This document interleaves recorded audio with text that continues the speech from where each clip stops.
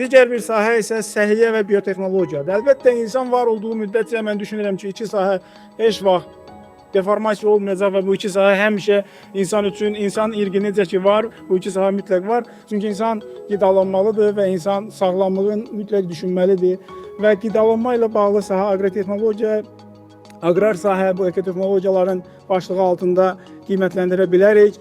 Digər bir sahə isə səhiyyə. Səhiyyənin müxtəlif alt qrupları gələcəyin əsas peşələri sırasında bizə təqdim olunur.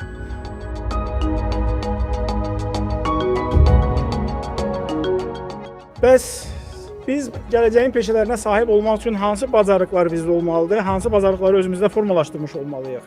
Yəqin ki, bu mövzuya toxunacaqlar, amma mən qısaca sadalayıb sizin diqqətinizə təqdim etmək istəyirəm ki, burada əlbəttə ən başda texnoloji bacarıqlardır, analitik düşünmə və problem həlli ilə bağlı bacarıqlar, soft skills dediyimiz yumşaq bacarıqlar və öyrənmə bacarığıdır.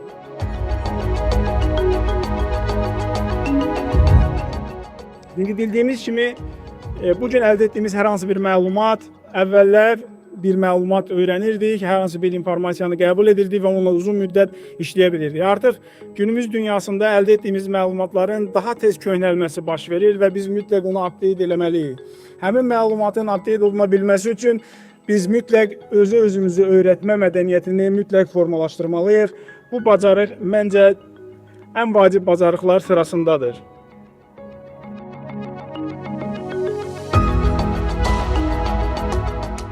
Biz bu gələcəkdə 3 əsas məqamı diqqətdən qaçırtmamalıyıq. Biliyi toplayan yox, biliyi yaradan nəsil olmağa çalışmalıyıq.